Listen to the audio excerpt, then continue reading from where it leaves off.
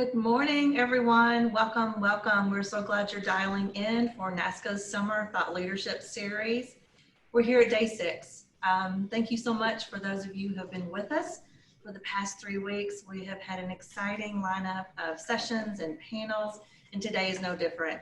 We're so excited about the opportunity to talk about procurement and how procurement can drive innovation, especially with some of the issues that are happening in our world with the global health pandemic, the social justice movement, and the economic crisis around the country. We've got an excellent lineup of speakers today.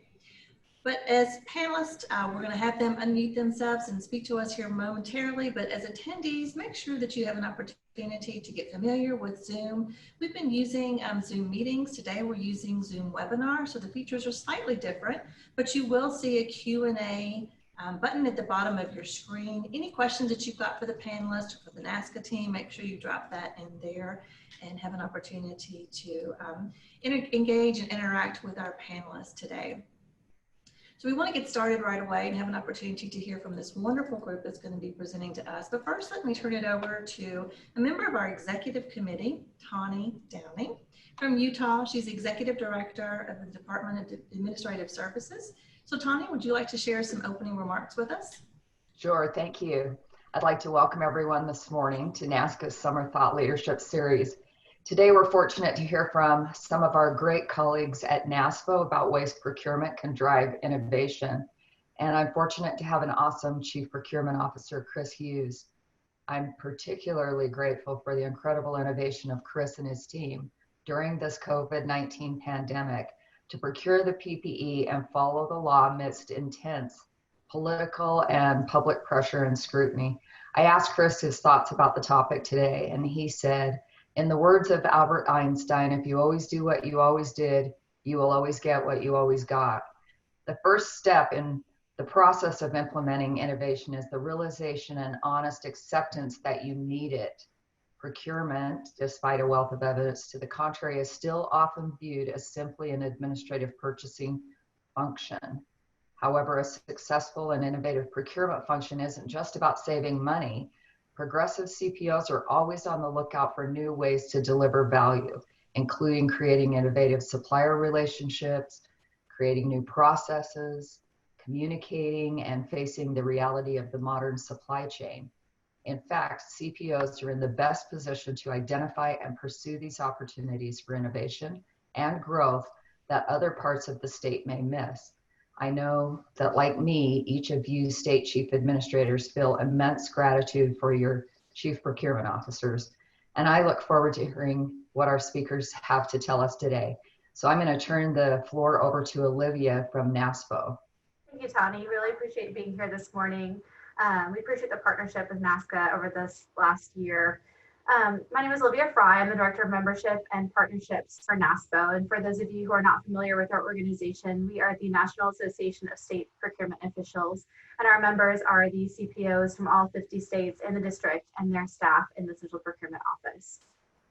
I'm so pleased to be joined this morning by 2 of our fabulous members, Jamie Shore and Roz Ingram.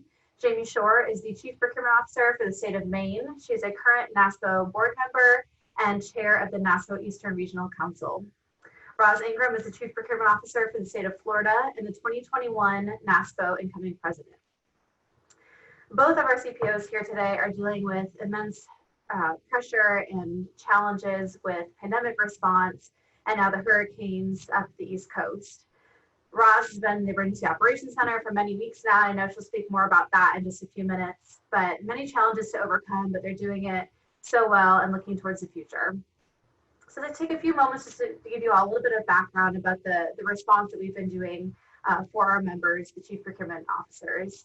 Since March, we've pivoted. You'll hear that word many times in our session here today. I'm sure you've heard it many times over the last several months, to provide resources and opportunities for networking and collaboration across the states with our CPOs. We've hosted weekly directors calls for our CPOs and their staff to talk about what they're doing and just provided different resources that they've needed to help them find PPE across the country. So before I go ahead and hand it over to Roz and Jamie, I want to go ahead and welcome you all to the session entitled Pivoting Procurement Innovation Amidst the Pandemic. And I'd like to ask the NASCA team to go ahead and pull up our first poll question. So we definitely want this to be more of a discussion.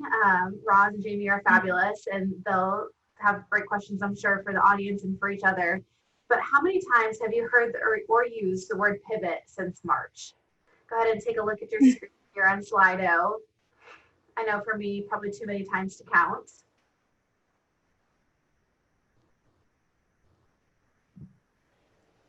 So for those of you who are new to Slido, you can go to slido.com and simply put in the code NASCA20, or you can use the camera on your phone and use the QR code. If you put your camera over that QR code, it will take you to the URL. Yeah, that's kind of what I figured. So that's been a buzzword the last several months. Everyone has pivoted, all of our associations, all of our state members, all of our supplier community friends. We'll continue to do so, but just wanted to open it up there a little bit. So I want to go ahead and turn it over to Jamie and Roz and just give them an opportunity to talk a little bit about how their teams have pivoted and some of the challenges they've seen over the last couple of months. Roz, you want to go ahead and get started? Sure. Good morning, everybody. I think for most of you on the phone have different relationships with your CPOs. They may or may not, most of them, I believe, report through you. But another difference that's really important for how our discussion moves forward is how we're organized. So some agencies, some states have a centralized procurement office where they buy everything for everybody all the time. Some are completely decentralized and that CPO just does policy. We're a hybrid in the state of Florida. So we have state term contracts and those are mandated for use. And then we have alternate contract sources such as NASPO that we can use, the agencies may use or not compelled to use.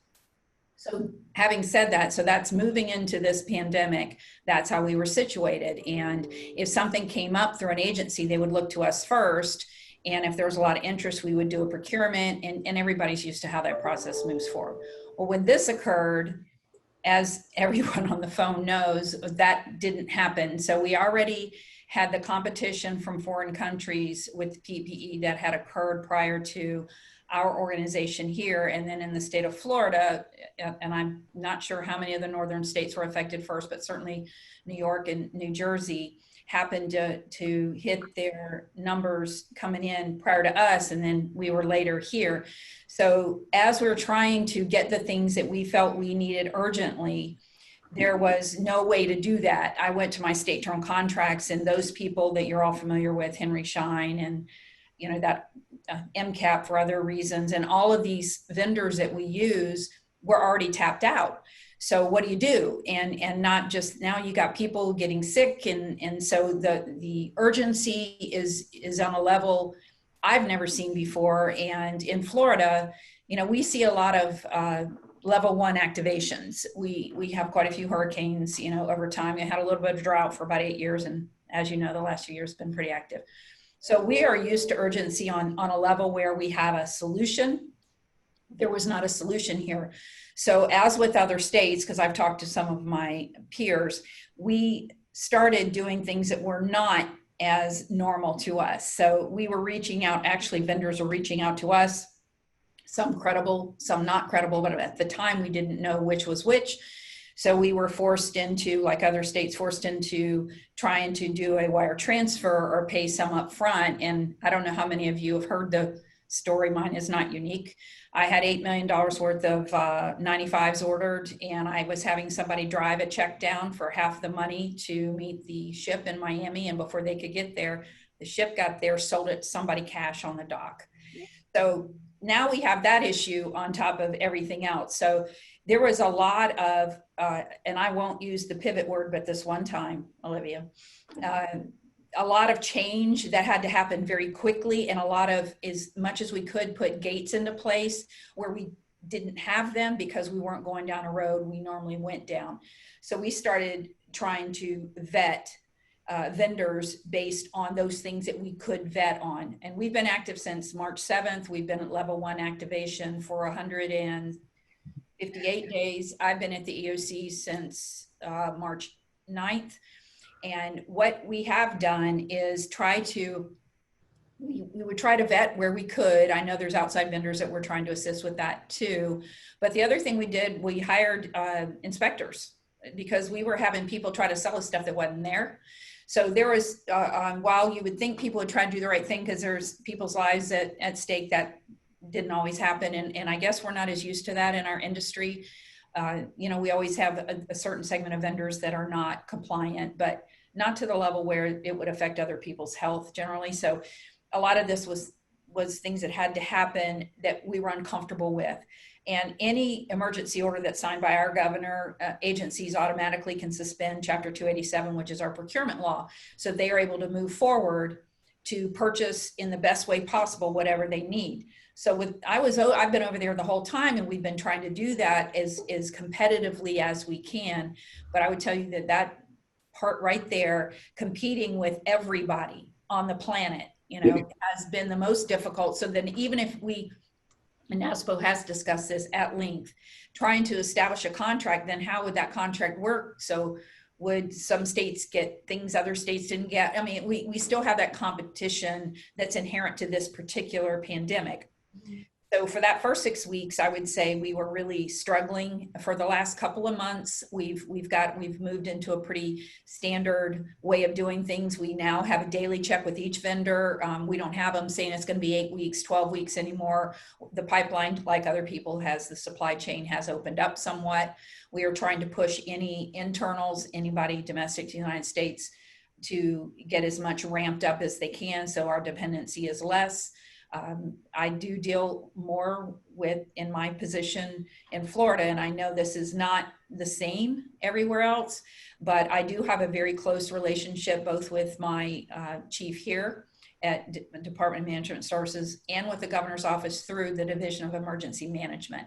So I think that one of the takeaways I would like to present to you is I think it's critically important for your CPOs to have that relationship with you, and where they can with you via the governor's office or your Division of Emergency Management, whatever you call that, however it exists.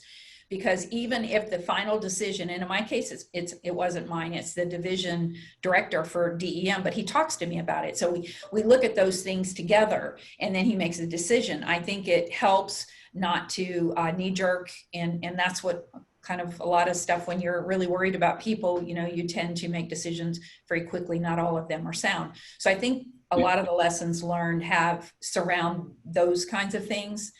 I actually have had this added to my position description for when I retire in 3 years.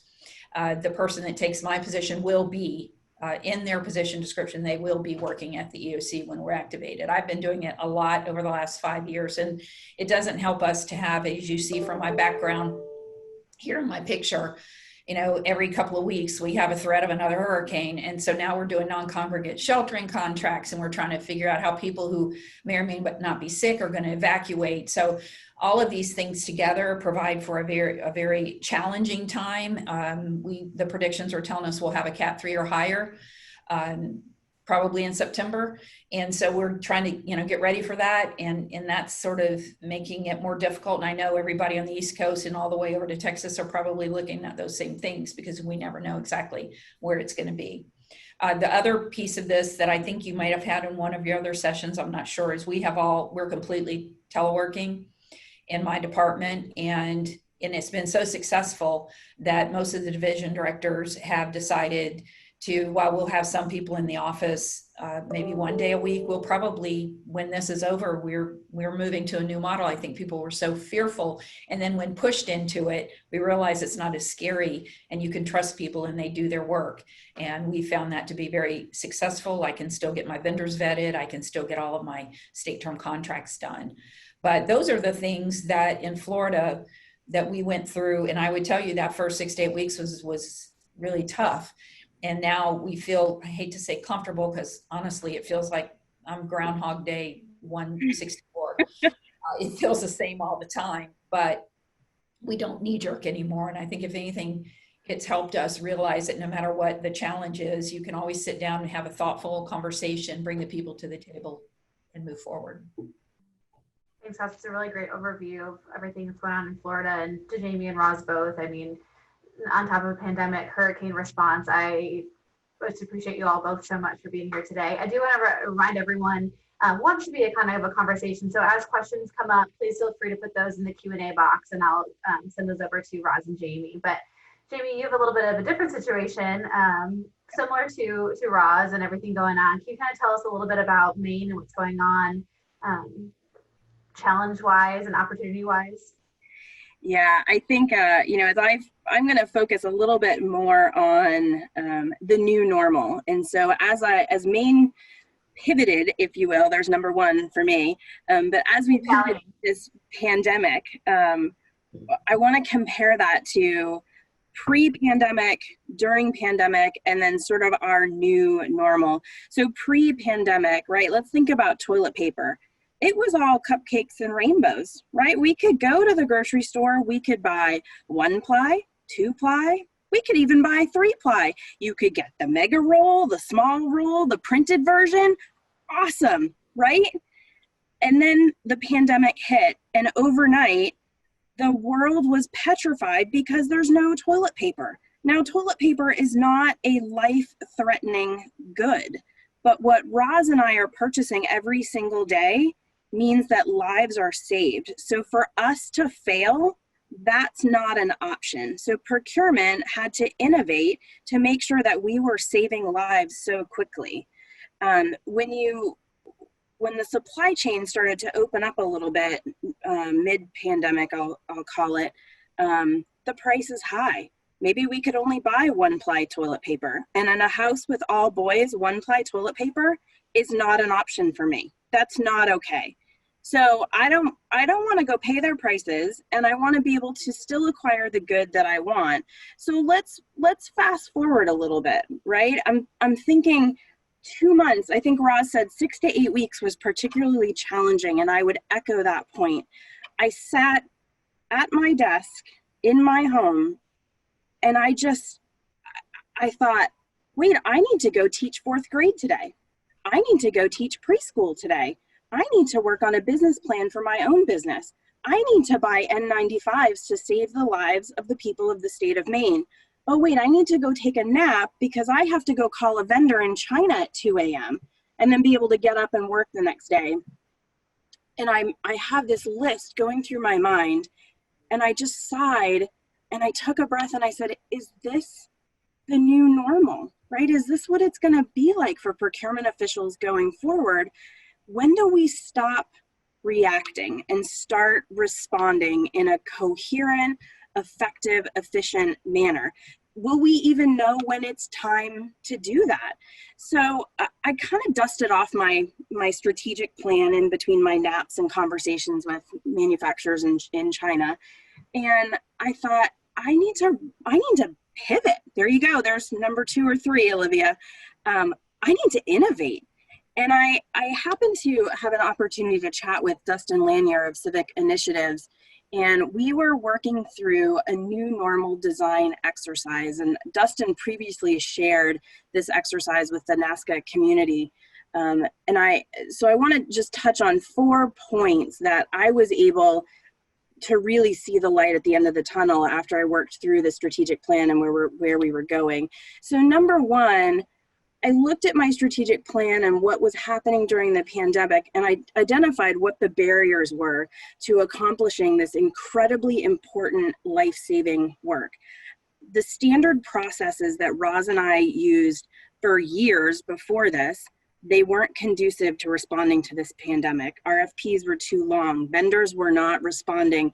Vendors didn't need our contracts anymore. We needed them. And so that was a little bit of a change. The state of Maine didn't have a robust portfolio of contracts that we could call on to respond to the emergency. And, piggybacking on what Roz said, those vendors just didn't have the items. And if they had items, it was something that we couldn't afford, we couldn't get timely. So there was a whole host of marketplace issues that happened. We weren't set up to perform our work remotely, right? As Roz mentioned, we do administrative hearings in the state of Maine. All of a sudden, we're forced into litigation behind a computer screen. And for counsel out there, that makes cross-examination particularly difficult when you're trying to follow the rules of civil procedure. So once we identified those barriers, we started to move into how do we overcome those barriers? We changed processes, right? We couldn't do the formal RFPs. The state of Maine maintained open, transparent competition. We did mini bids. We changed from an RFP to a request for application. It's a smaller version that can be performed much quicker. One of the most important, number 4, pivot points for the state of Maine is we reached out to our local vendors and we asked them, hey, I know you normally make LL Bean boots, but would you consider in this case to start producing masks for us? Would you help us with making hand sanitizer or gloves? I know you're not certified vendor X right now to make medical grade equipment, but would you consider starting to get that certification to create N95s or other surgical gowns, for example? And so we continue to look at those barriers and how can we overcome that. Number 3, what do we do next? Right? We have to make our list. We have to work with our chief administrator and our state and our governor to say, here's where procurement needs to head in the future. So statute changes. We need to work with the legislature. We need to update our manuals. Our manual that we had used for 20 years doesn't work anymore. Our processes need to change. Our standard operating procedures needed to be updated. We needed new key performance indicators to make sure that our team is performing. Working with vendors has to change. So we're rewriting the playbook, right, is essentially what we're doing. And I think, you know, really supporting our staff to continue to do what they do every single day, support taxpayer dollars, build confidence in our constituents, and do it in that innovative way, that's key to us continuing to support our administration. And I think lastly, I would just add, for lessons learned, we're operating in an emergency, but not everything is an emergency. Not everything is a sole source. Not everything needs to cost quadruple of what it was before. Sometimes it's super important just to take a breath, think back to what has worked in the past, and try to creatively apply it to what we're doing in our policies and procedures now. And I just put it out there, not only to the NASCA community, but also I've put it out there to the NASPO community. It's up to us to rewrite the new normal, right? So if this is how we want it to be, great. All my staff are remote. I've already given up the space in my office building. I intend to do not only remote work, but remote education and starting to look at creative technologies. That's part of my new normal. That's great, Jamie. I think we all could probably use that as a slogan in our telework, wherever we're working space. We're operating in emergency, but that does not mean everything is an emergency, and taking that step back and taking a breath, and it'll all be okay. We're figuring out as we go. Great. We did have a question from Molly Marsh from the AMR team, and she said, let's see if I can find it here. So much action in the chat box. There's a big difference between reaction and response. Do you feel like you've made the transition? If you're asking me from the state of Maine, yes, I feel like we've made the transition. The state of Maine is not, however, in the same position that Roz is in Florida. We don't have the same numbers. So we were able to pivot from reaction to response fairly quickly. Yeah, how about you, Roz? Do you feel like your team, being a hotspot, has transitioned from reaction to response at this point? We have what I would, by the way, hi, Molly. It's nice to hear from you. In Florida, the way we do our hurricane is response and recovery. So we really just used that model and transferred it over. So yes, I would tell you the first 6 weeks was reaction. Mm-hmm. And now we have moved pretty quickly out of, for a lot of reasons, we were forced to, plus then we were trying to do it in a way that made sense. So yes, I feel comfortable that we have. So I know that Jamie and Roz, you've both talked about different new or innovative procurement practices that you put into place during emergency response mode during the pandemic. I want to talk a little bit about some of that may stay in place as we rewrite our new normal. So the first one I want to talk about today is telework. So we have a couple of poll questions to kind of kick us off. I know you both have touched on this a little bit. If the NASCA team could bring up the first telework poll question.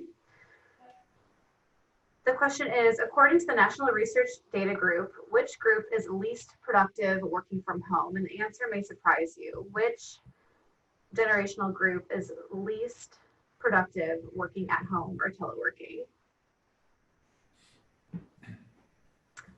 Gen Z, millennials, or Gen X?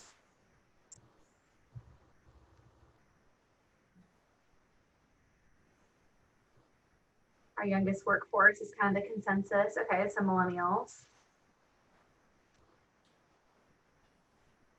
I didn't realize I'm on the very end of the millennial group, so I won't take it offensively. Jamie, do you want to speak to this question a little bit? You brought this full question up, and I was really surprised by the answer. Yeah, I would be happy to. So Generation Z, the 18 to 24-year-olds, are the least productive working at home. The reason for that is they just don't have the years underneath their belt, if you will, for that office experience. So the millennials, the Gen Z typically need a bit more oversight and a sense of accountability to really perform.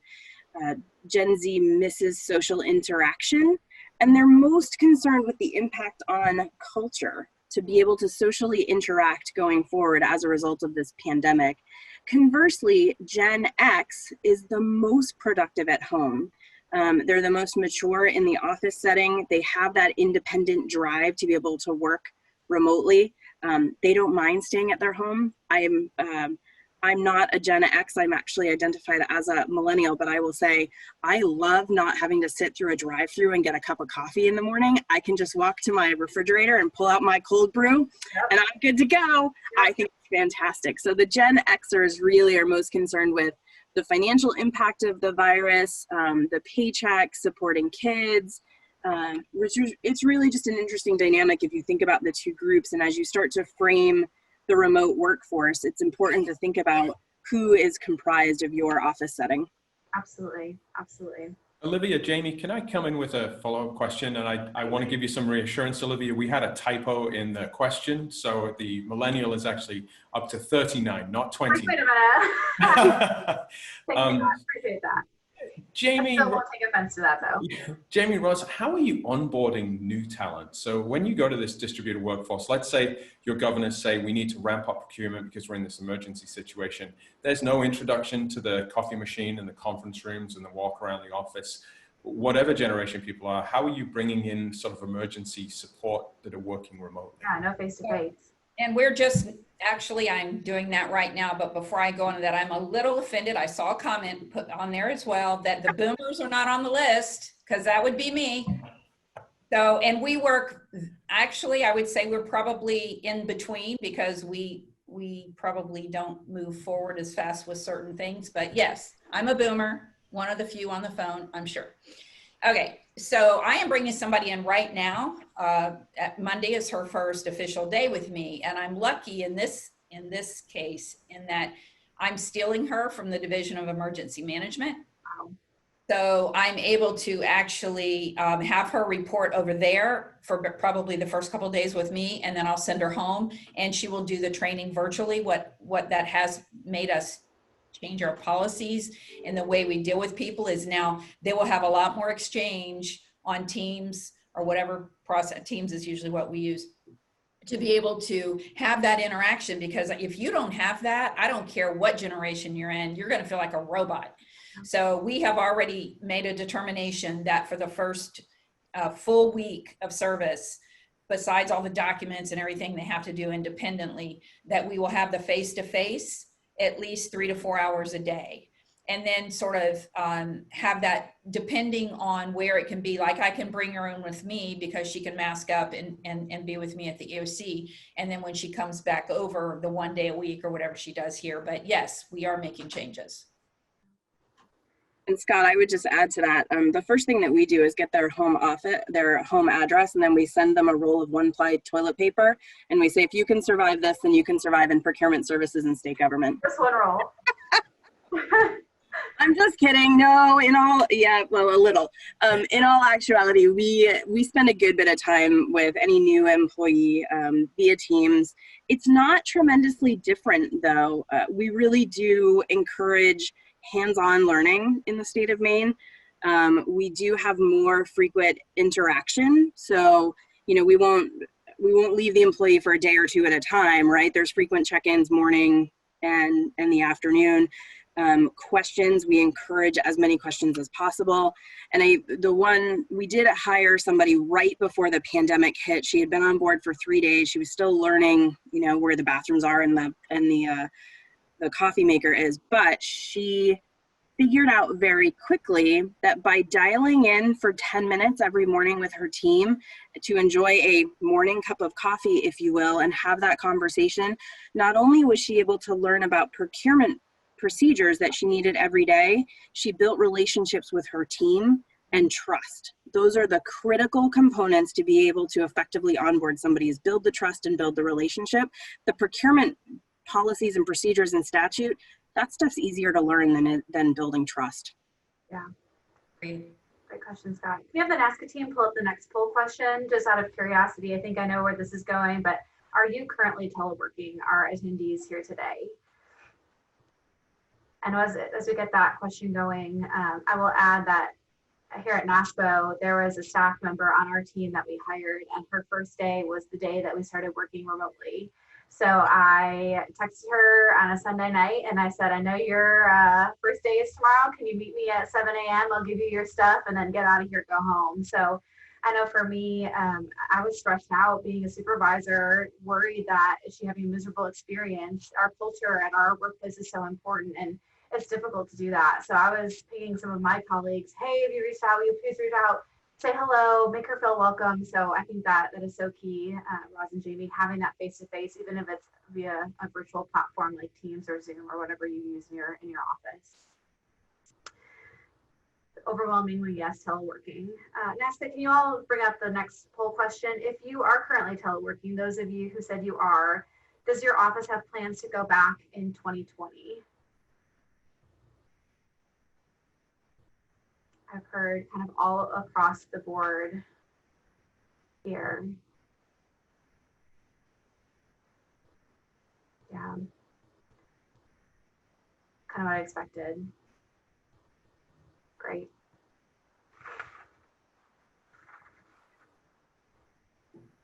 Okay, a little bit of a mix. Quite a few plan to telework moving forward. I know, Jamie, you mentioned that your office recently gave up office space, teleworking permanently. Can you talk a little bit about how you came to that decision, or was that difficult? Or, you think about state government and, we are being innovative, but maybe that's not always the first word that comes to mind when people hear state government. So that's just amazing to me that your state is not alone and teleworking permanently moving forward.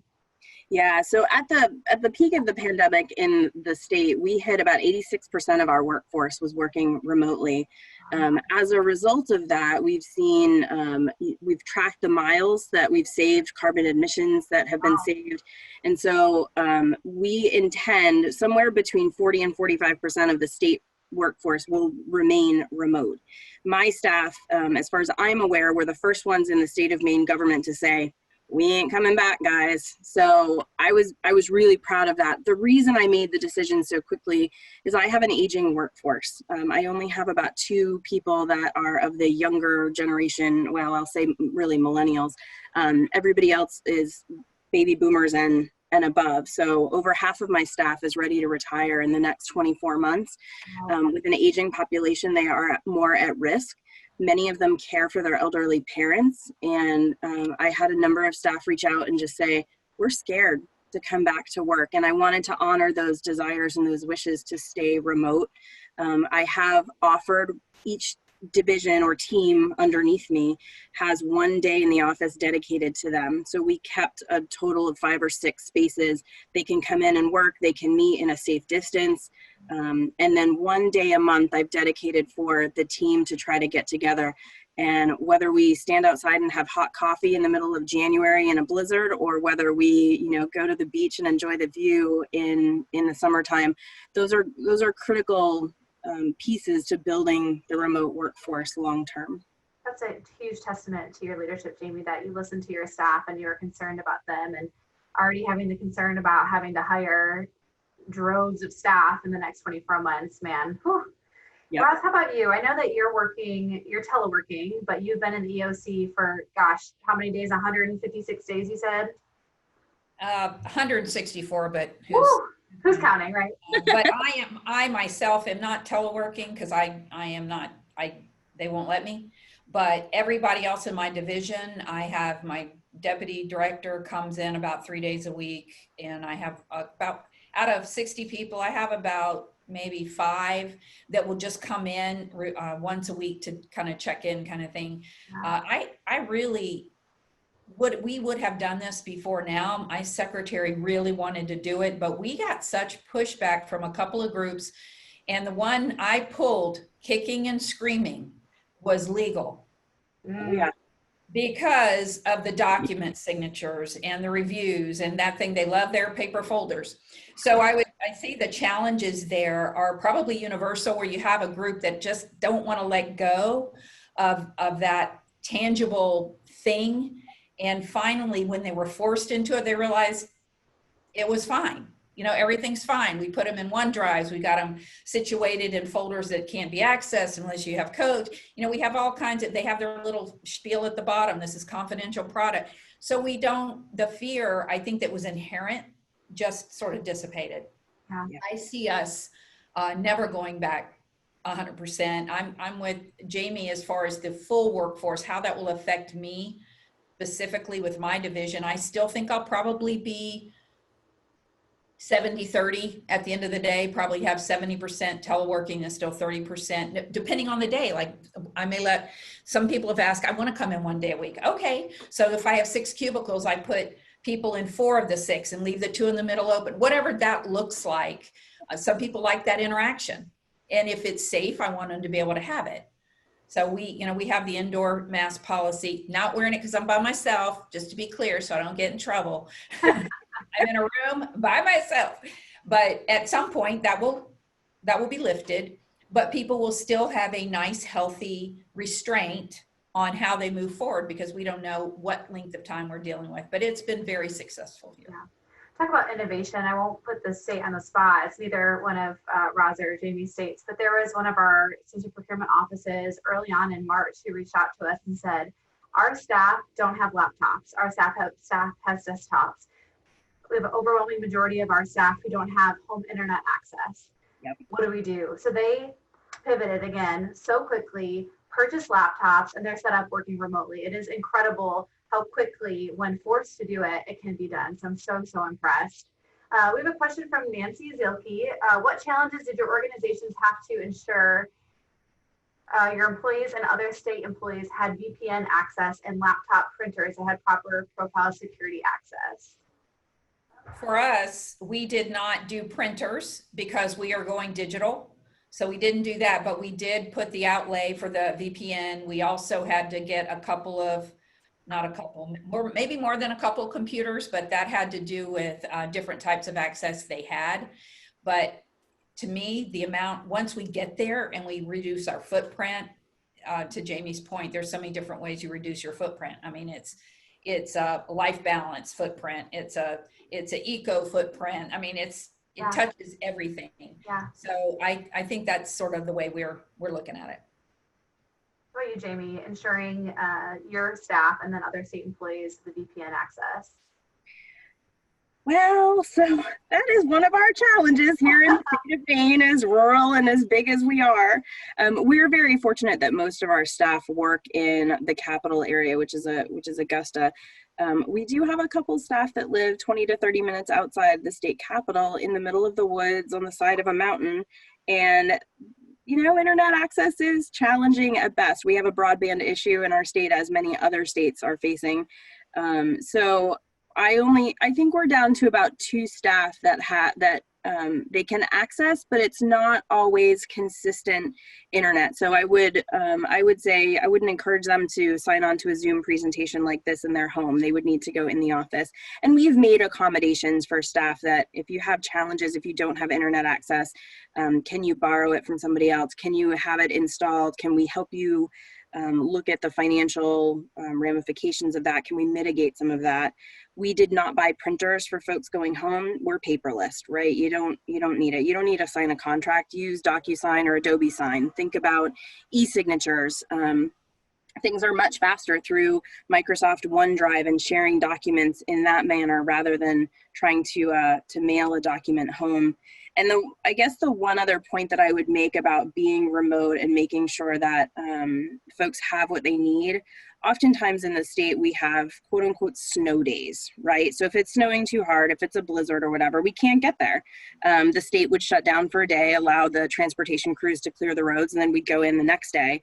What I would envision happening in the future, certainly subject to Governor Mills' direction, we may not have snow days anymore. We may say, hey, government's still open on a limited basis. You may still be able to conduct business as needed. One of the huge drawbacks of that is that kids will stay home, schools will be shut down, and they don't have snow days anymore. They have to do work remotely now. Like, that was a staple of my childhood that was just ripped away, and it kind of broke my heart because now I have to work and I have to teach. And so there is a benefit for state government to remain open in those inclement times. You know, Roz, when you can't get there in the middle of a hurricane for 3 or 4 days, there's remote access to keep government open. Yeah. Dan Wolf from Virginia had mentioned that they've expanded VPN capacity by 700%. So that may be a connection for later on today. Thank you, Dan. Some comments about fears, and I know, Roz, in your kind of opening remarks, you talked about some of your staff being fearful of that teleworking. What have you done, or what's the approach to help your staff get over some of that fear, those who are fearful of teleworking? Well, the fear, well, actually, I thought when we started, the fear would be on the supervisor side, you know, kind of inherent in, hey, are they going to be able to get everything done? How will I know if they're actually getting everything done? So that's where I thought it would be.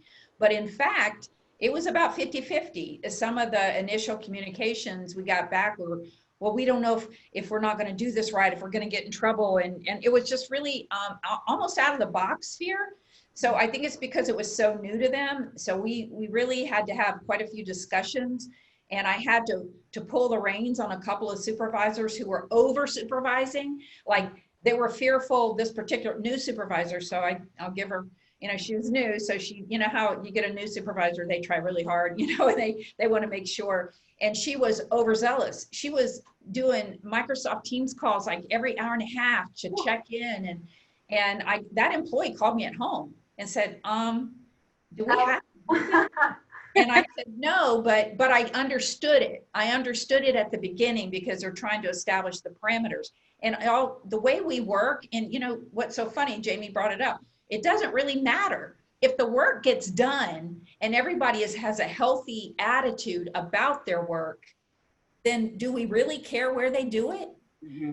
I think they cared. I've got about maybe 6 on the survey we did that really miss the interaction. So those are the ones I'll try to figure out a way to get them in the office 1 day a week when they feel like, when we lift some of this and doing it. But I think that the fear, it surprised me that it was also on the side of the employee, not just the supervisor. Absolutely. Let's go ahead and switch gears to efficiencies, best practices, takeaways. If the NASCA team could bring up the next poll question. We do have a question about shifts from stakeholders moving away from just-in-time inventory to having reserves.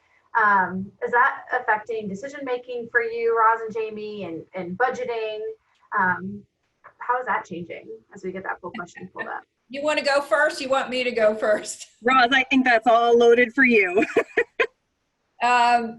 Yes, we have had to recently enter into 2 leases for warehouses on top of our 250,000 square foot warehouse that we currently had for emergency operations. We now have 2 more, and we're going to look for a 3rd because I'm sitting 130 semis deep right now at a location with water and food.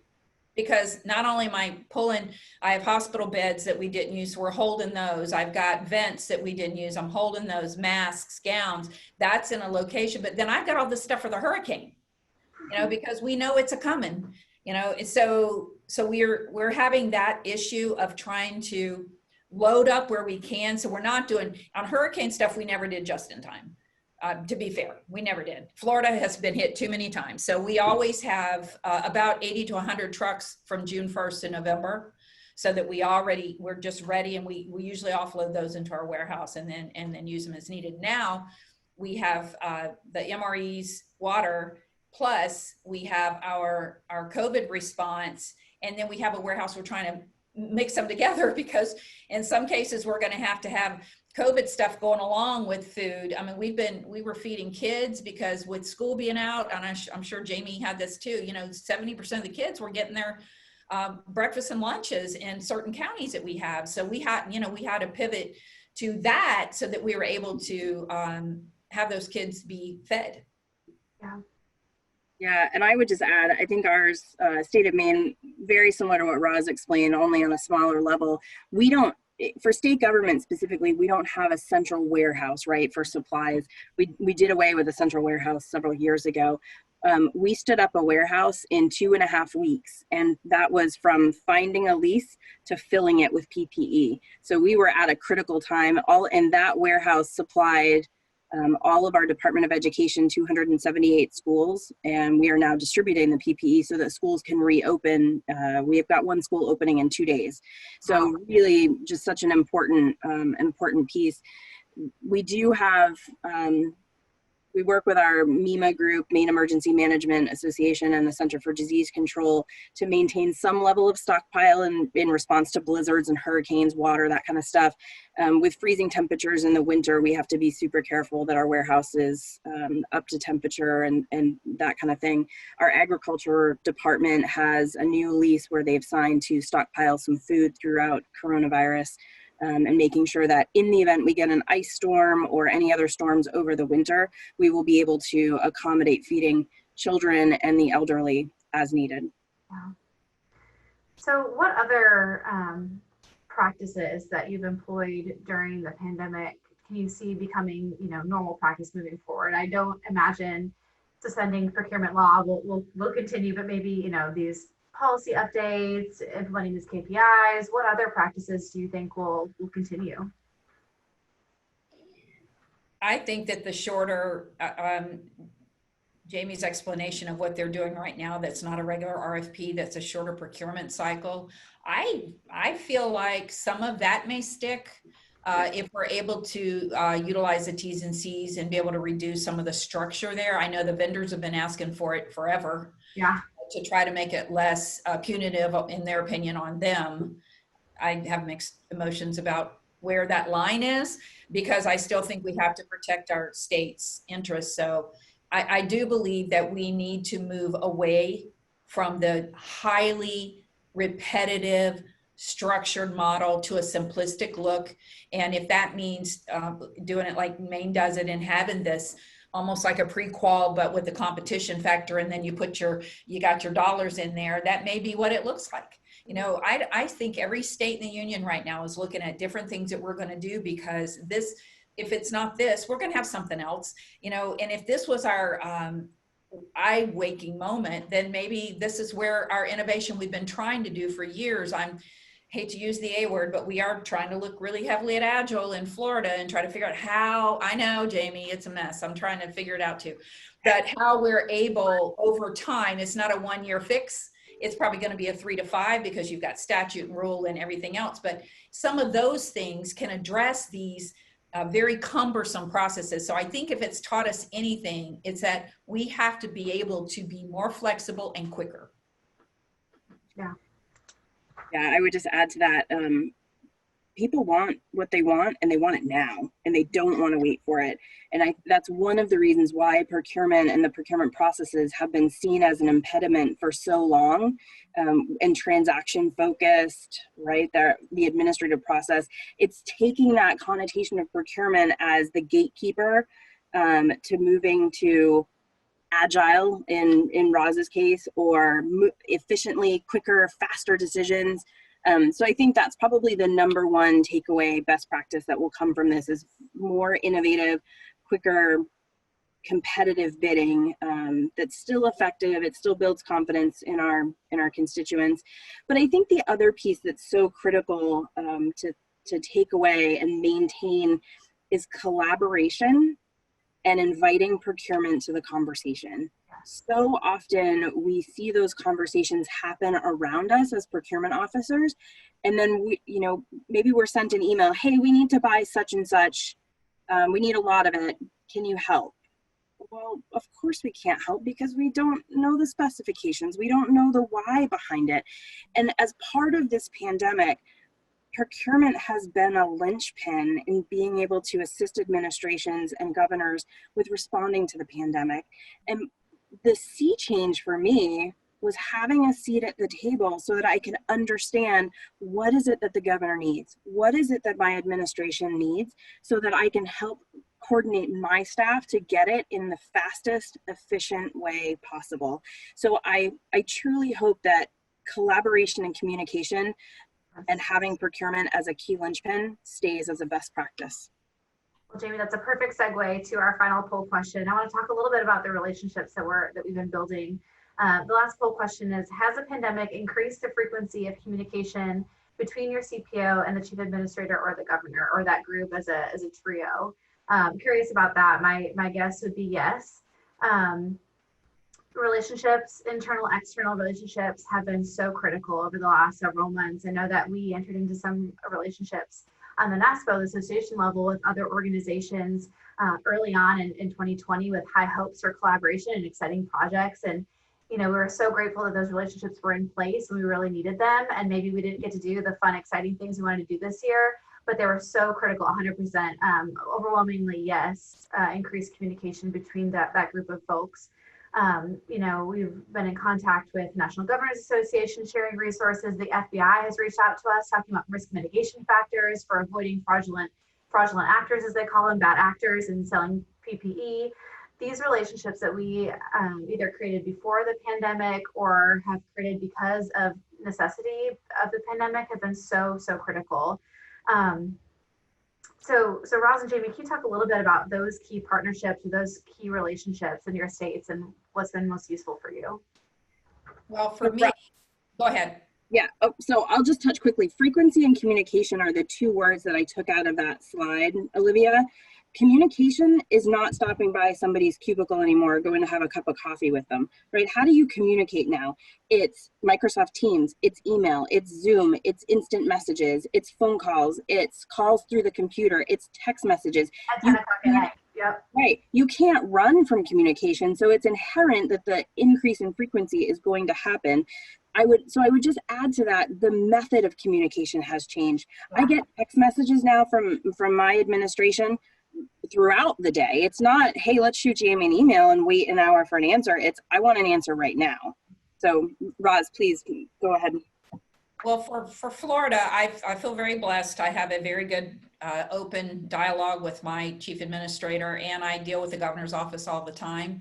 I think it's because of how I was thrown into the EOC in 2016, not my choosing, by the way, but it happened that way, and I'm happy I'm there now because I think we can affect a great change when we work with emergency coordinators for our states. But I do believe that unless the CPO has some sort of great interaction with both of those factions, that you will not have the most efficient outcome. If we are told something after the fact and just make it happen after the decision's been made, then our outcome may not meet the expectations that they were trying to get to at the front end. Absolutely. So Scott, are there any questions from the attendees that I've missed? I don't see any additionals, but from the chat, from the banter that's back and forth, I think it's fair to say there's also an interest in terms of how you all and your teams are surviving. So what are you innovating around in terms of both the health, physical and mental health of your teams, but also your physical and mental health? I think Jamie and I have already addressed this with Olivia this morning. Hers is a martini and mine's a vodka cran pineapple. No, kidding, kind of. Class walks like 20 miles a day, so she's putting all to shame. I have encouraged my teams to, it's not good enough to just be home, because you can get just as depressed or isolated or whatever those words are at home as you can feel like you get at work. So we try to, I operate through, like Jamie, obviously, we operate through humor, and often we can engage our teams that way. And I would say the mental health was very, I don't know how it was in Maine, but I can tell you week maybe 6 to 16 was really hard, because at that point, nobody saw a light at the end of the tunnel, or if they did, they assumed it was a train. So for us, we were trying to communicate that life work balance wasn't just about being home. Go outside. You don't have to go around people. We're lucky, you know, we have the beach here. Go to an isolated beach. You don't have to go to a crowded beach. Go play Frisbee with your dog. Do something that affects a change for you mentally. And for me, it's RV camping. I'm leaving at 4 o'clock today, and I won't be back till Sunday, and I'm turning my phones off tomorrow afternoon. You earned it. But Roz and Jamie, both of you, that's a testament to your leadership, that you have that empathy and that you're looking out for your employees' emotional health, because yeah, things are crazy at work and you're trying to find PPE and you're like, your head's spinning, but also there's a pandemic going on. So being aware of that and being empathetic to your staff, I think, is so key.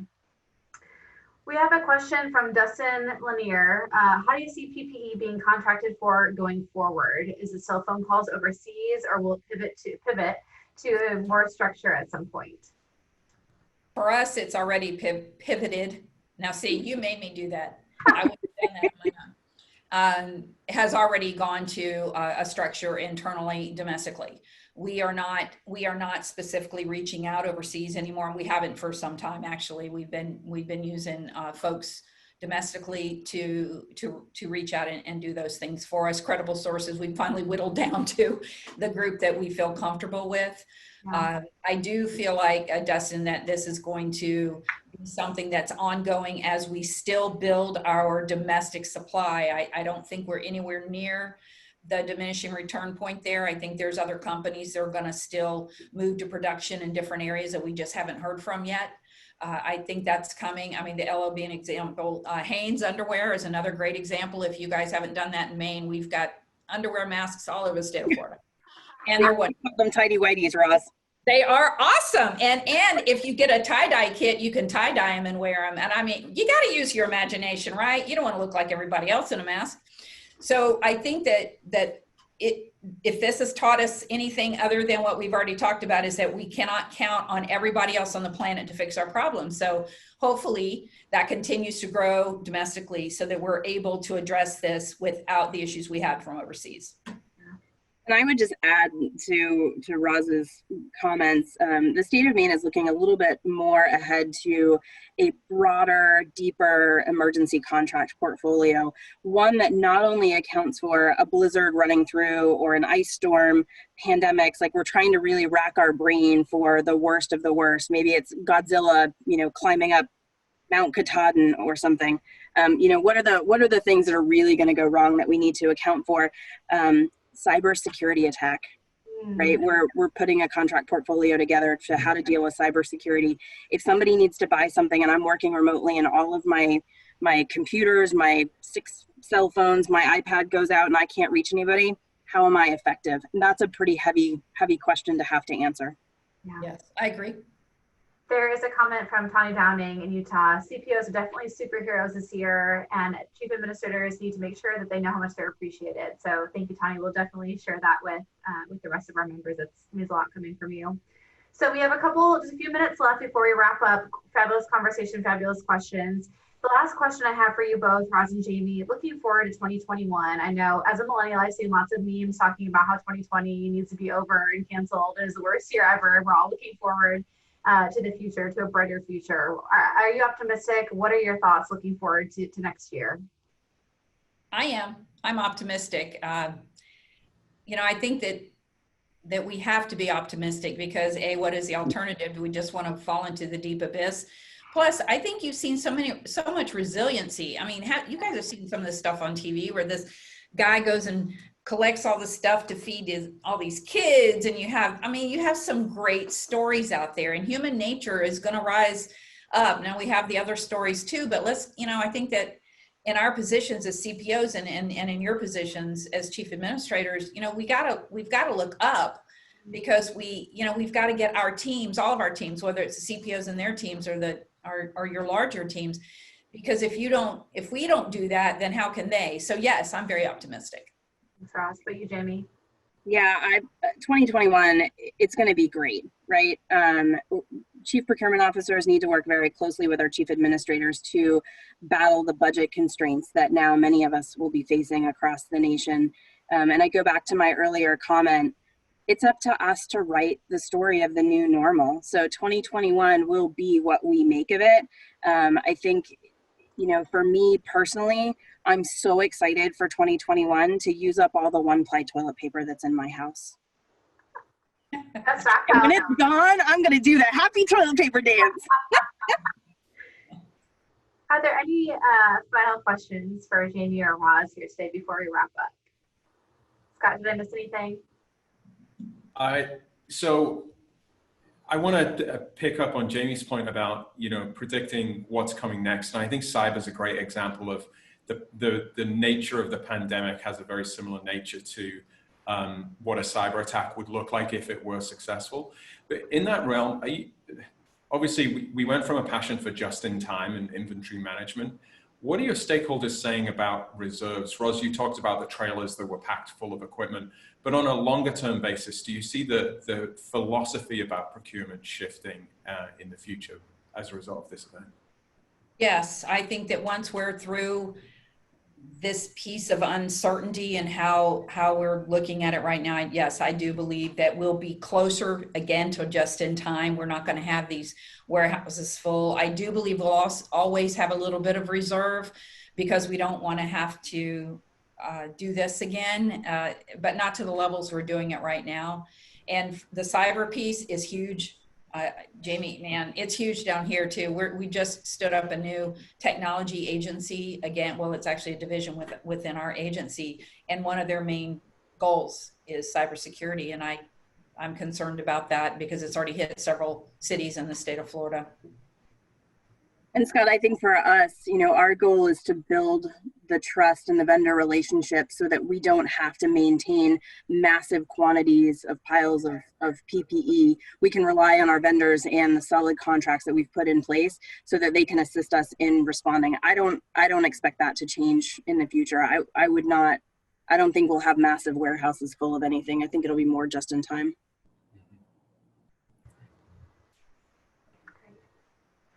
Well, I want to thank Jamie and Roz for stepping away from the craziness that's going on in both of your states for being here today. And thank you to Tani and the NASCA team for having us. We're happy to engage with anyone offline for additional questions. Happy to share our contact information, but wish everyone well and hope that your families and your teams remain healthy. Look forward to seeing you all in person hopefully soon. Thank you. Thank you. Thanks so much. And Olivia, Roz, and Jamie, again, thank you so much for being here with us today. I've probably thought more about toilet paper this morning than I have in a long time, so I appreciate all of those connections. But what a wonderful set of takeaways and nuggets that we can have from that last conversation. I think one of the things that really struck me was just taking a moment to catch a breath, step back, and rewrite the normal, whatever that new normal may look like. So again, I really appreciate that. One of the other things too that I think I want to point out from our chat is, Tanya made a great comment. Our CPOs are really superheroes right now. They're dealing with the pandemic on top of everything else that normally goes on. We've still got natural disasters. We still have fire season. So this is a very difficult and challenging time. And we appreciate, again, you all taking some time to be with us today. So we want to continue the conversation around procurement and hear more about how states are innovating and working with our private sector partners. So we're going to hear from Periscope Holdings and Brian Utley. Brian is the CEO. He's a public procurement thought leader, and he's known for actively driving innovation and striving to deliver on the promise of purpose-based procurement. In his earlier years, he was employed at a government agency, which is where he acquired the initiative to raise efficiency and streamline processes for the public sector. Prior to joining Periscope, Brian served as special assistant to the Texas Comptroller of Public Accounts. So Brian, we're super excited to hear your comments today, so we're going to turn it over to you. Thank you. I want to thank NASCA for having me, and thank you for putting on this virtual conference. This has been great. It's been fun to watch, and and I think you guys are doing a great job with this. I wanted to touch on today about transforming procurement, but really talk about what we're seeing is two major political things around procurement. One would be the emergency response to PPE, and the other one is supplier diversity.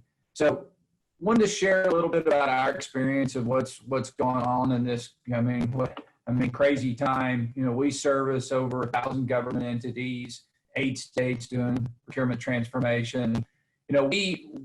We've had experience in natural disasters. We were involved with some customers during Katrina and Harvey. So we knew a little bit about emergency response, but not to the scale of what we've seen today. Our company actually, we had seen what had happened with Katrina, and we knew we needed to prepare as a company. So I think on March 10th, everything hits, everything closes down. We have offices across the country. Come March 11th, we're up and ready to go. We had kind of had things in place and working remotely. So we're really proud of our team and really proud of our government partners working together on this. On the first slide, I'll share a little bit is, this is procurement transformation. A lot of us have seen this. These are kind of savings numbers, efficiency numbers. We see reduction in cycle times, price on goods, vendor participation. But more so, we move over to really, how does procurement transformation really touch on, PPE and emergency response with PPE and what we've seen and some lessons we've learned. So, the first thing is, let me click to the next slide. Okay. Share screen. Sorry about that. Hey, Brian, while you're doing that, I'm going to switch off your microphone and switch it on again. You're cutting out just slightly, and we're going to do that old tech, switch it off and switch it on again, sophisticated trick. So you're going to go quiet for a moment, and then we'll pull you right back. So you play around with your slides if you get that in slide view. Got it. I've given you voice back. Let's see how that goes. Okay, how's that? Is that better? Yeah, much better. Okay, great. So procurement transformation is not a choice. So we've seen, everybody's seen these kind of numbers in the market, power of transformation, which you can get, transforming procurement, that's from, e-procurement to a lot of other initiatives. But then you really come to talking about, procurement transformation and how it helps in emergency response. What we saw with our customer base is really this extensive supplier network. A lot of the states had their vendor network, the network that they went to within their databases to try to find suppliers. And when that didn't work, we calling overseas, calling every different, group you could. Well, I think the key to this is that you have the ability to go to a larger supplier network. We have within our group over 500,000 small businesses at Periscope that you can reach out to.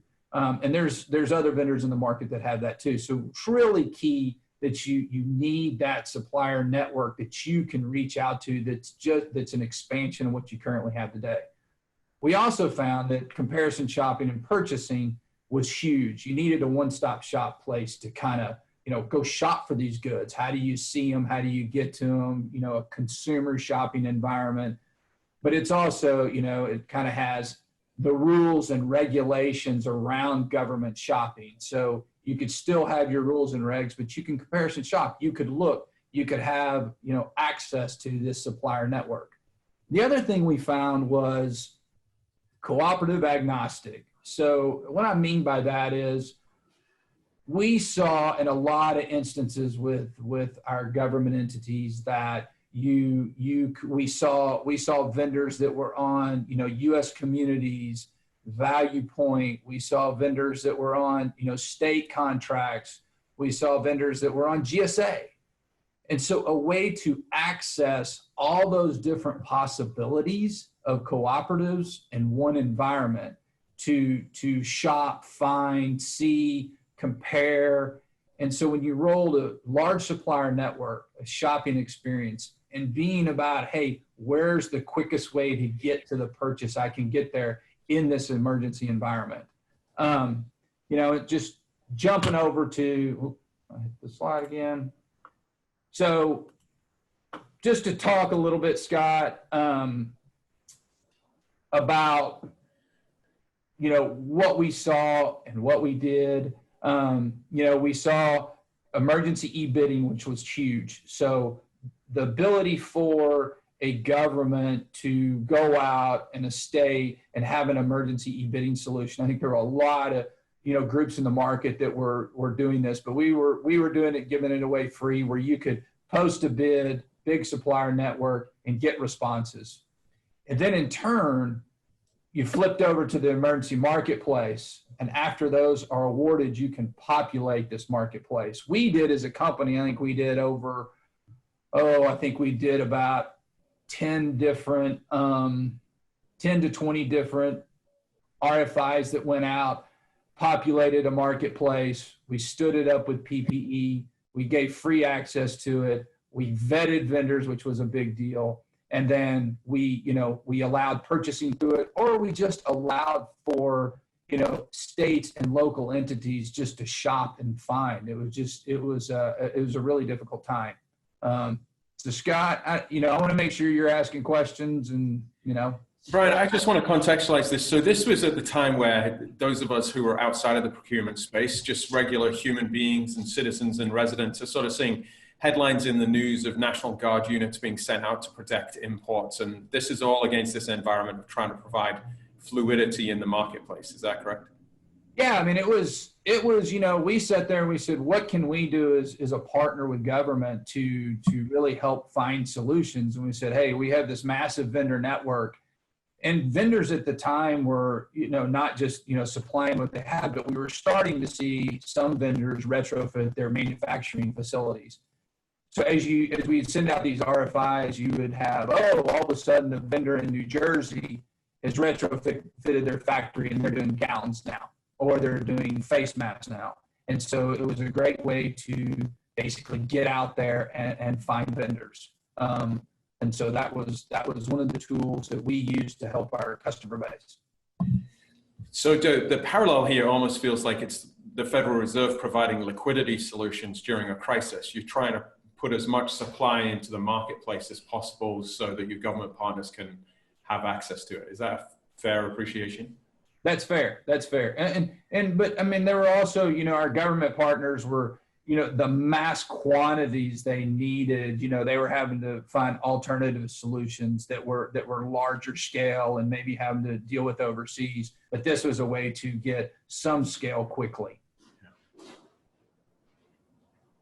So that's, that was, as we saw an emergency response, what could we do in the market and what's going to happen going forward? I think these are still solutions in procurement transformation that work going forward as you replenish. And now we've learned a lot, and there's a way to, to do this, I think, in a very efficient manner. And I think procurement transformation is key to moving towards this.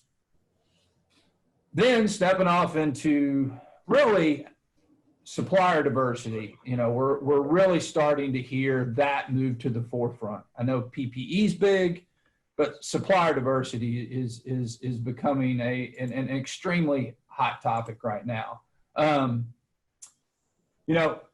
Supplier diversity in procurement transformation is very different in public sector.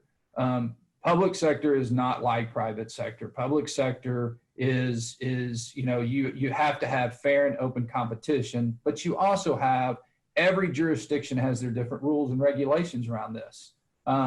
They have some have, you have to meet certain qualifications, and some just have targets.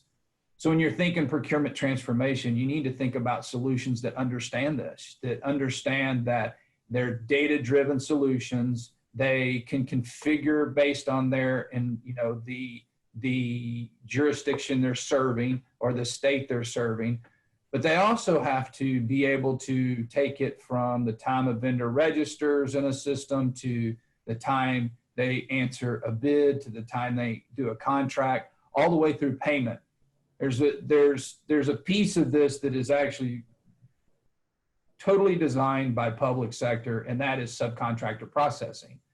In the environment of vendor diversity, subcontractor processing is big because you have all these subs to primes.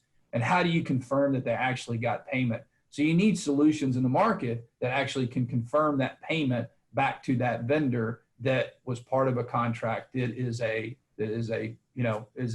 minority, women owned, or diversity type vendor. So a little bit on transformation and supplier diversity that we've seen in the market. We saw one of our customers really focus on, and this was the state of Massachusetts, veteran-owned businesses.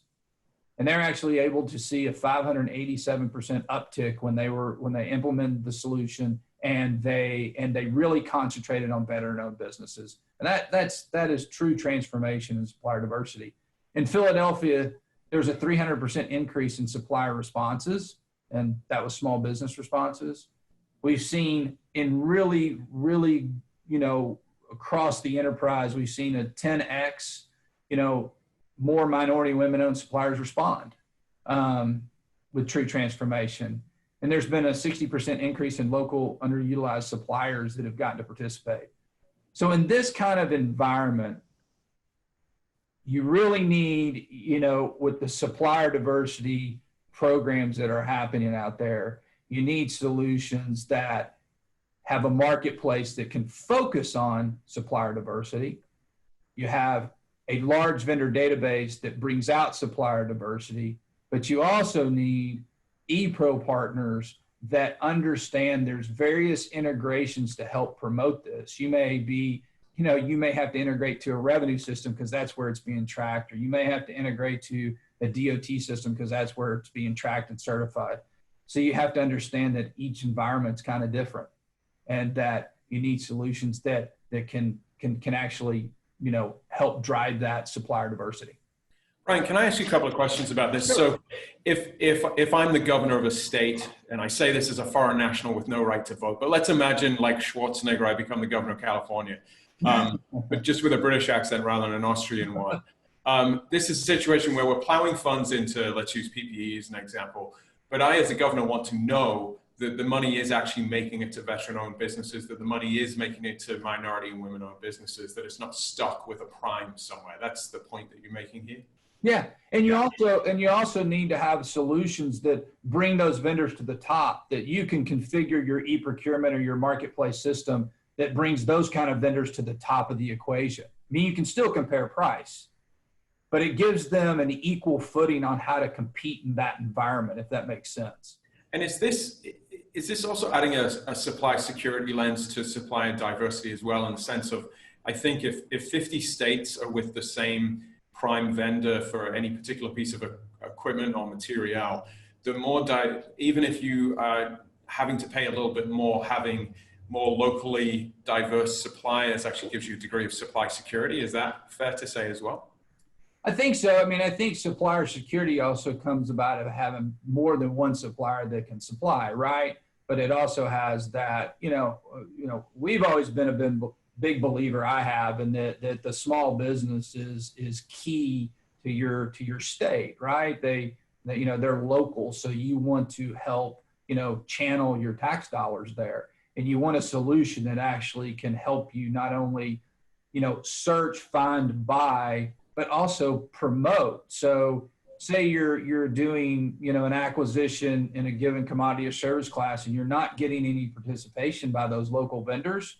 You need a solution that you can actually track that, find that, and be able to reach out and say, hey, why are you not participating? We have these opportunities. So it's actually an outreach tool. Yeah. I may be taking your comments off track a little bit here, but you are you have served on both public and private sector sides of the equation. You're now an entrepreneur, and so not to throw stereotypes at you, but Austin, Texas, a tech entrepreneur, like there's a mindset and a way of doing business that arguably is not the stereotype of being a government official. But it strikes me that government officials in procurement have had to act entrepreneurially for the past few months. What are your observations about the opportunity for collaboration and deep partnership between private and public sector generally? What can change as a result of this era? Well, I mean, I think that's part of the reason, you know, I helped found this business with a partner of mine is that, you know, I learned a lot working at the state of Texas in the 90s. Wow, that sounds like a long time ago. But as a special assistant comptroller, we had what was called Texas Performance Review, and we saved the state $8 billion, the team did.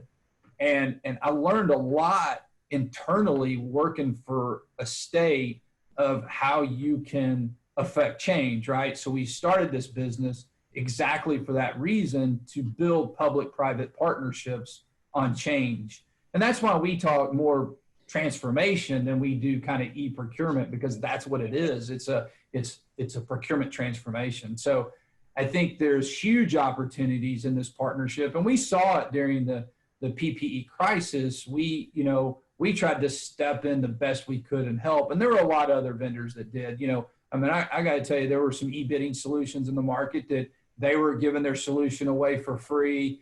So you got to see the industry try to step in and help the best we could with our partners, and how could we do that together? So, and not just our company, but I think a lot of companies really tried to step in, and entrepreneurs, and try to help during this crisis.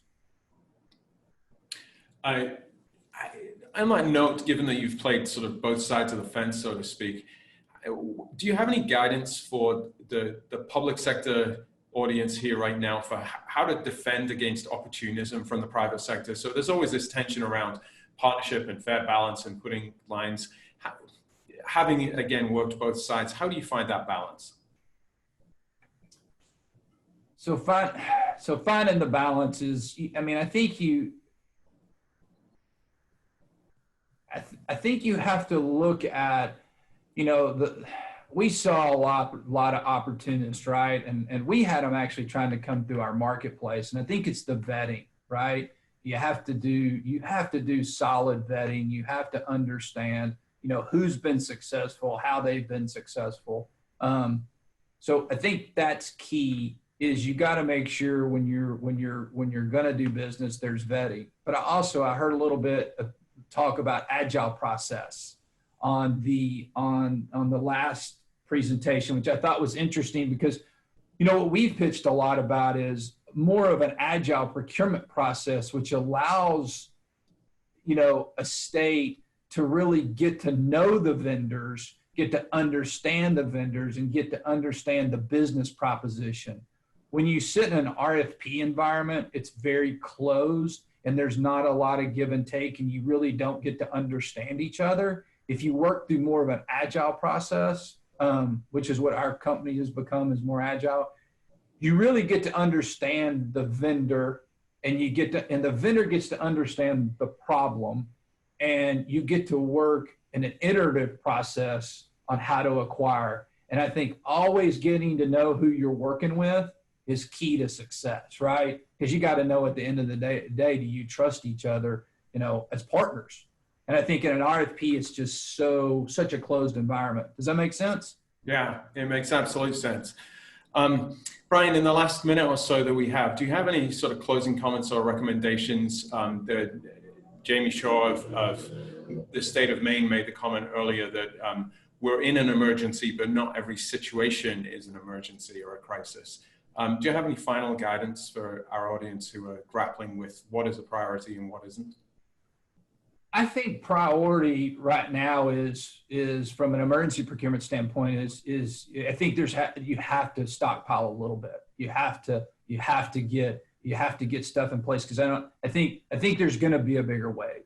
So I think being prepared, and I think most states understand that, are getting there. So I would be there, but right now I would also start thinking about supplier diversity. I think that is the next kind of major push you're going to see, what I would call politically. It's going to be a major push. So I think it's important for the state administrators to understand that, and that get ahead of that, right? Get ahead of this supplier diversity thing that's coming down the path. I love it. Brian, thank you very much. And we'll pass back to our Lexington studio. Jamie. Thank you so much. Thank you so much, Brian, and I really appreciated your comments about supplier diversity. There's a couple questions in the chat about that, if you want to write back to the chat about primes and subprimes in minority-owned, veteran-owned businesses. I think you were right on target when you said this is one of the biggest waves coming in, the biggest priorities. It's what we've heard from our NASCA board is there's a lot going on. People were responding to COVID, but this is really rising to one of the top priorities and top levels of importance. So I really appreciate your thought leadership today, and something that we'll continue at NASCA to talk about, really moving the needle on purchasing minority-owned businesses and diversity. So thank you for that. So we are going to move now to our next session that I'm super excited about. We have three amazing panelists. We have David Yarkin from Procurement. We have Kurt Topper from the state of Pennsylvania, and we have Doug Carlson from the state of Nebraska. So we're going to get ready to dive into their session. And with that, I'm going to ask our team to go ahead and play the next session. Thanks for that great introduction, Jamie. Good afternoon, and welcome to our session about finding the best suppliers through peer reviews. My name is David Yarkin, founder and CEO of Procurement, a ratings and review platform built for government. Procurement allows states to look at more than 20,000 reviews of suppliers written by their peers in other states before making important purchasing decisions. And Procurement is completely free to government. I'm thrilled to have a great panel today to talk with you about why this is such an important issue for states. Joining me is Kurt Topper, the Secretary of General Services in Pennsylvania, and Doug Carlson, the Deputy Director of the Nebraska Department of Administration. We're going to hear from Kurt and Doug in just a minute. But since this is the sixth day of a six-day conference, we wanted to start on a fun note. I grew up as a latchkey kid outside of Boston and watched a lot of television. While the shows were great, it was the commercials of the 70s and 80s that I really loved. And the best of them all was the Reese's Peanut Butter Cup commercial. Here's the setup. A teenage boy walks down the street listening to a Walkman and eating a massive chocolate bar. A block away, a young woman walks towards him, eating directly from a huge jar of peanut butter, lost in her own world. The two collide and something magical happens. Take a look. Chocolate. Peanut butter. Hey! Oh, hey, you got your chocolate and my peanut butter. Peanut butter on my chocolate. What? Delicious. Two great tastes that taste great together. Reese's Peanut Butter Cups. Real milk chocolate, delicious peanut butter. Reese's Peanut Butter Cups. And Reese's Crunchy Peanut Butter Cups topped with chopped peanuts. So what does this have to do with finding the best suppliers in government? As it turns out, everything. Before these commercials came out, none of us could have imagined two completely different foods coming together to create something so wonderful. But they did, and the world is a sweeter place for it. There's a similarly wonderful combination of two seemingly different things coming together to create something fantastic, the worlds of consumer technology and government procurement. First, let's start with consumer tech. When I go to a new city and want to find a great restaurant, what do? I take out my phone, I go to Yelp, and I find a great restaurant based on the reviews of thousands of my fellow diners. When I'm looking for a hotel to stay in, I go to TripAdvisor. I type in the name of the city, and voila, the best places to stay are presented to me, whether it's a business trip, a trip with my kids on vacation, or a golfing vacation with my buddies. And I know the place is going to be great because I looked at reviews from thousands of travelers. In both of these examples and in dozens more, we as consumers use modern apps like these to make better decisions. The question for today is this: can we take the peer review technology from a Yelp or a TripAdvisor or an Angie's List and make it work for government? Can looking at reviews from thousands of our peers help us make better purchasing decisions? To help me answer this question, I'd like to bring Kurt and Doug back into the discussion. Let's start with you, Kurt. And maybe before you start to share your challenge in Pennsylvania, tell us a little bit about yourself for those who don't know you. Thanks, David. Really appreciate the opportunity to talk about our experience here in PA, and appreciate the plug for a great Pennsylvania company in Reese's. You know, it's funny, you and I have known each other a long time, and as it turns out, when you and I bump into each other, good things happen. So I'm really happy to Really happy to talk about one scenario where that's exactly what happened. I'm Kurt Topper. I'm the Secretary of General Services in Pennsylvania. Like most NASCA members or most states, we have we're just like other general services departments. We have responsibility for the Commonwealth's procurement, among a wide variety of other back office functions for the Commonwealth. In Pennsylvania, the Commonwealth government is about a $32 billion enterprise, about 70,000 employees, and DGS provides basically all of the goods and services in the background that make it possible for those agencies to do their work. Among the more popular things that we do is something called our Co-Stars program. It's hugely popular with the members of our General Assembly, and it's very popular with our local governments and with our supplier community. We've invested a great deal into it over the course of the last 15 years and have grown it to a fairly significant size. Co-Stars stands for, it's basically the brand name for our cooperative sourcing program. In Pennsylvania, like most states, local governments and educational organizations have the opportunity to use state contracts in order to procure goods and services without having to go out and solicit on their own for those goods and services. The program has grown immensely.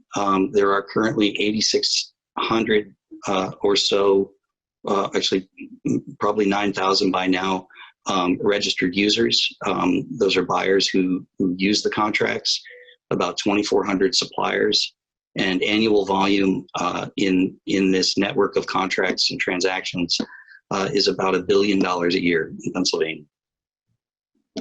And so one of the problems that we've experienced as the program has grown is, or I guess the problem that we've been working together with Procurement to try to solve is, I think really breaks down into sort of three categories. I'll call it 3 C's, right? It's confidence, it's culture, and it's convenience. And so here's the confidence problem. Since the vast majority of the contracts that we make available to local government entities are multiple award, and since the users of those contracts are not required to go out and do a broad solicitation, they're able to do relatively informal competitive processes when they make selections. They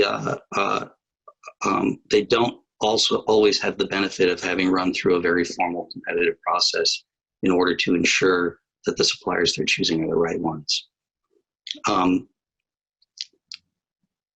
So can they have confidence in the suppliers that they're choosing? Do they have awareness of the supplier's past performance, working with other municipalities, et cetera? The problem from our perspective at the state is that every contract that we make available to those users carries with it at least our tacit endorsement, if not our formal endorsement. And so we want to be sure from the state level that the value that users of our contracts are getting is significant. So that's the confidence issue. How does our local government entity know which supplier to choose from the 12 that are off the contract when they have to fulfill a need? The second problem is one of convenience, or really resources, if you like. As it turns out, our local buyers in our local governments wear 12 different hats typically. They don't typically do procurement full time. They don't have a great deal of time and effort, or a great deal of time to put the effort into due diligence that's required in order to run down references and make sure that they're making good choices when they choose suppliers. And the state also is not in a position to invest great amounts of resources into vetting suppliers and making sure that suppliers offer great quality at a great price. And so it's a little bit of the Wild West where no one has the time or the resources to really invest in making sure that suppliers all get properly vetted before choices get made. Again, how do we choose? And then because we just don't have the time to put into the effort that's required to choose well. And then the third piece of this is culture. There's a really significant reticence on the part of most public officials, public procurement folks, a significant reticence about talking about the performance of our suppliers when we get requests for references and things of that nature. We tend to treat it as if it were an HR reference request, which in Pennsylvania means that basically I can't tell you anything. I can tell you the amount of time that an employee worked for me when they started and when they stopped.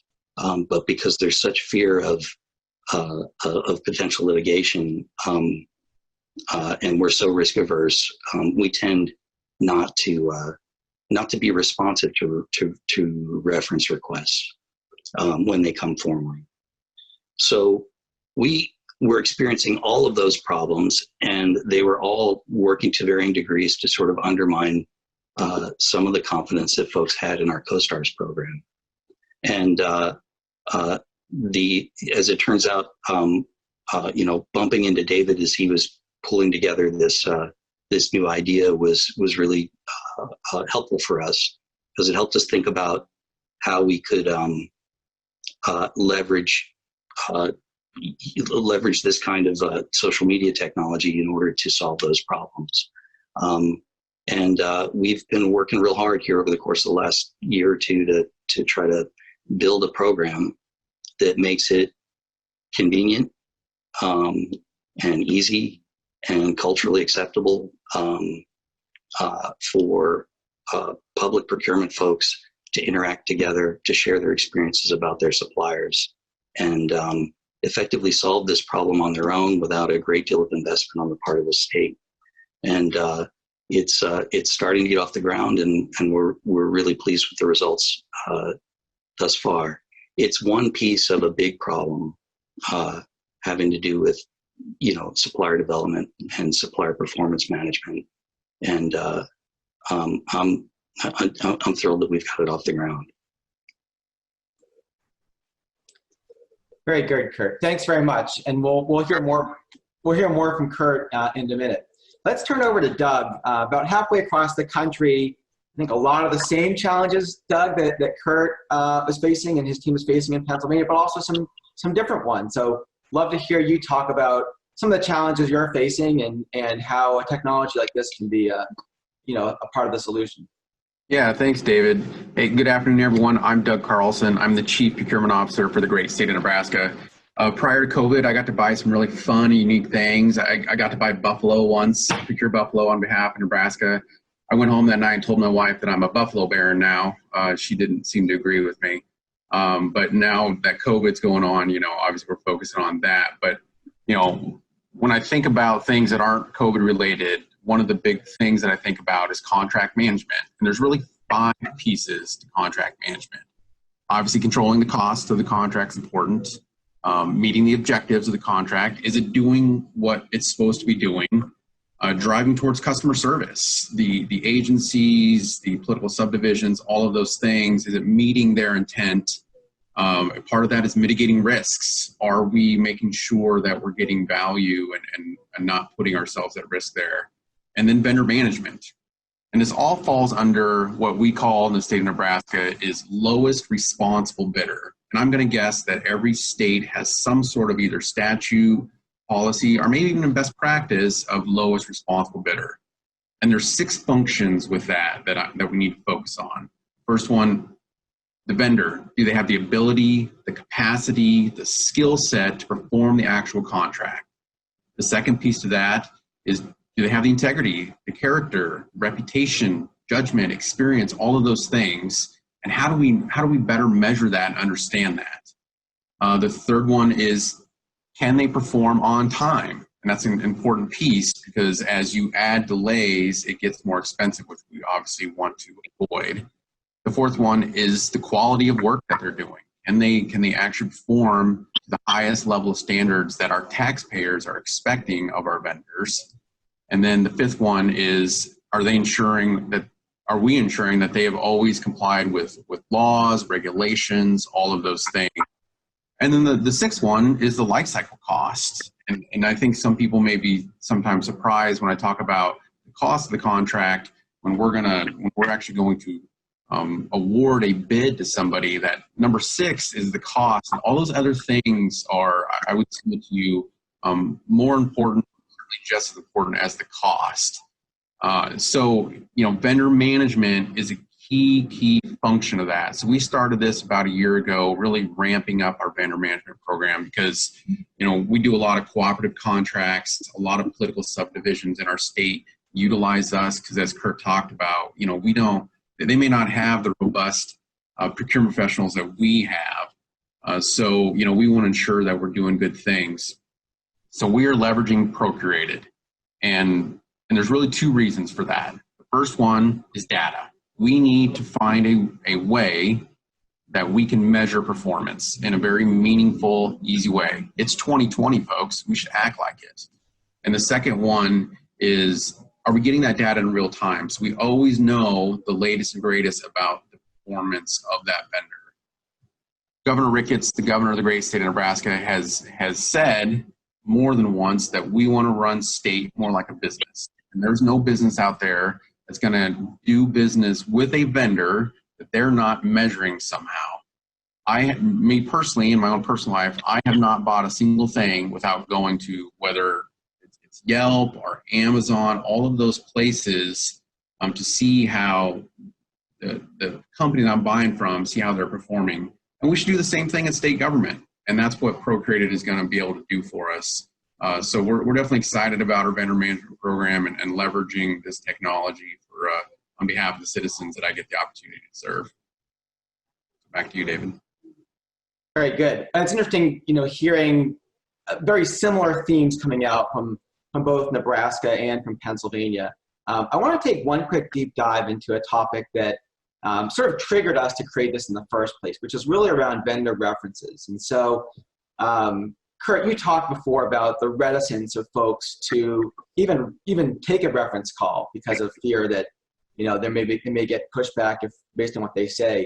From my experience, back when I was in Pennsylvania working with you, I found that when our evaluation committees would actually get on the phone and call references, call other states, they heard things like, "Oh, the company's amazing. They can do no wrong. They walk on water. They'll take your dog for a walk in the morning." But very rarely did we hear the actual truth. This company actually had real challenges in delivering for us. And here's how they solved it, things like that. And one of the things that excites me about the platform is you can read, literally thousands of reviews about a company that are candid.